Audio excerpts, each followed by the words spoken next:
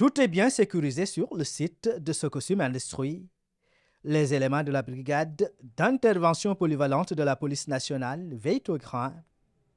Et pour cause, cette quantité énorme de drogue qui doit être incinérée et qui est d'ailleurs le résultat des actions conjuguées durant la période du 26 juin 2022 au 26 juin 2024 des forces de défense et de sécurité de la région de Dakar.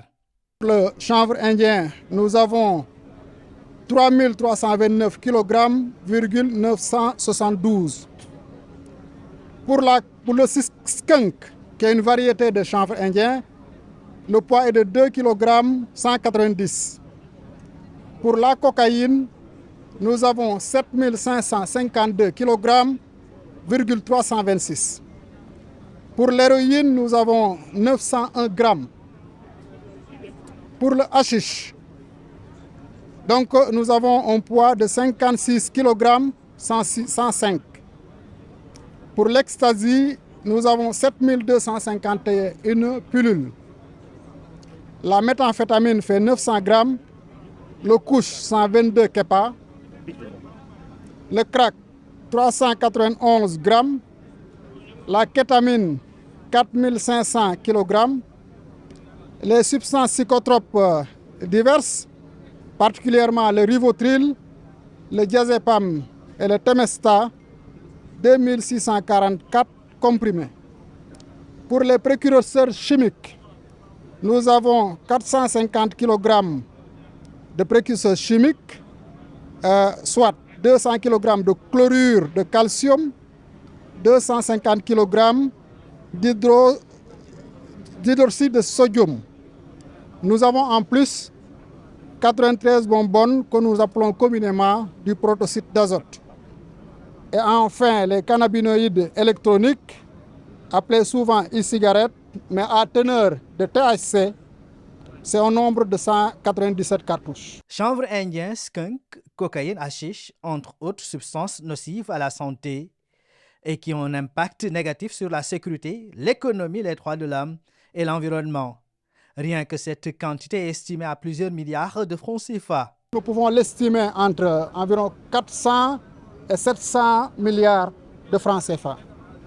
Le Sénégal est devenu au fil des années un pays de transit et de consommation de drogue. Il fait partie d'ailleurs au niveau de la sous-région des premiers pays producteurs de cannabis communément appelés chanvre indien ou yamba en wolof.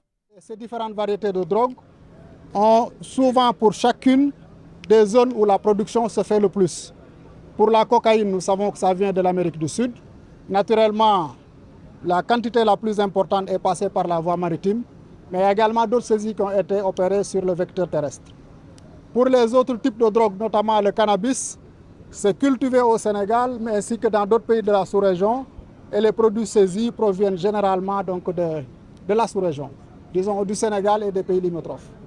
Pour les autres variétés de drogue, donc ça vient des pays de la sous-région, mais également ça peut venir d'ailleurs. Donc il faut dire que vraiment c'est des saisies cumulées qui ont été opérées par la gendarmerie, par la douane, par la police et par la marine nationale. Cette opération d'incinération de drogue entre dans le cadre de la célébration de la Journée internationale contre l'abus et le trafic illicite des drogues. Cette activité s'inscrit dans une dynamique fondée sur la résolution du 17 décembre 1987 de l'Assemblée générale des Nations unies qui a institué une journée nationale de lutte contre le trafic de drogue.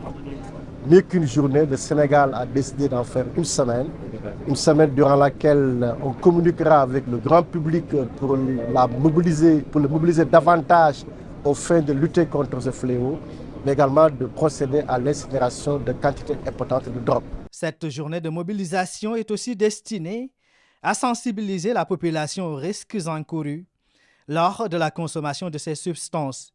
Elle a vu la participation de l'inspecteur général de police Mame Seydou Ndour, directeur général de la police nationale, du secrétaire général du ministère de l'Intérieur et du préfet du département de Rufisque.